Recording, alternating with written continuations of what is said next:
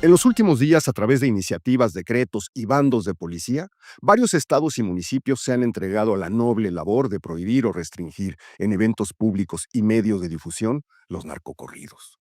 Gobernantes y legisladores de Michoacán, Cancún, Chihuahua, Tijuana, Nayarit, Querétaro, Jalisco y el Estado de México de pronto han descubierto que mediante la prohibición se va a reducir la penetración del crimen organizado en las estructuras sociales de México. Los inefables morenistas Ricardo Monreal y Arturo Ávila han anunciado incluso una iniciativa que busca sancionar la apología del delito, como ellos dicen, en series de televisión, en la música, en el cine, en las obras de teatro y hasta en los videojuegos. Descubrieron el hilo negro.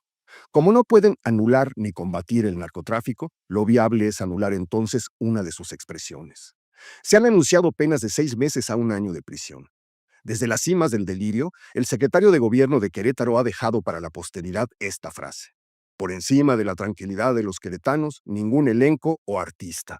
Desde luego, el secretario de Gobierno no ha dedicado una línea de su retórica demoledora a sugerir, por ejemplo, que por encima de la tranquilidad de los queretanos, ningún narco o ningún cártel.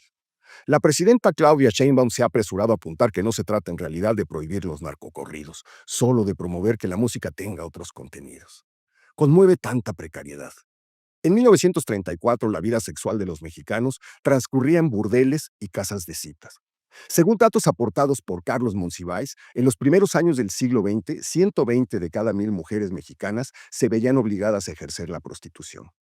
Ese año se prohibió en el radio y en las escuelas la música de Agustín Lara porque le cantaba a las prostitutas, y su obra musical, que en la década de los 30 era cantada y repetida en todo México, fue considerada una exaltación, como se diría hoy, una apología del vicio y un peligro latente en la educación de los niños. Los boleros de Lara eran una expresión cultural que continuaba el desafío a las convenciones que habían iniciado en el siglo XIX los poetas Antonio Plaza y Manuel Acuña con sus famosos poemas dedicados a una ramera. En 1934, un congreso de mujeres intelectuales promovió el boicot contra Lara. En 1936, la Secretaría de Educación Pública desterró su música de las escuelas, acusándola de inmoral y degenerada. La Secretaría de Gobernación prohibió que una de sus canciones más exitosas, Palabras de Mujer, fuera difundida en la radio, so pena de perder la concesión. Como diría Claudia Sheinbaum, se trataba de promover que la música tuviera otros contenidos.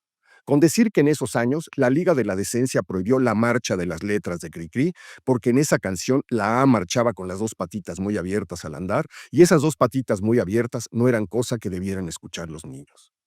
En la crónica magistral que dedicó a Agustín Lara, Carlos Monsiváis relata el fracaso de todos estos empeños.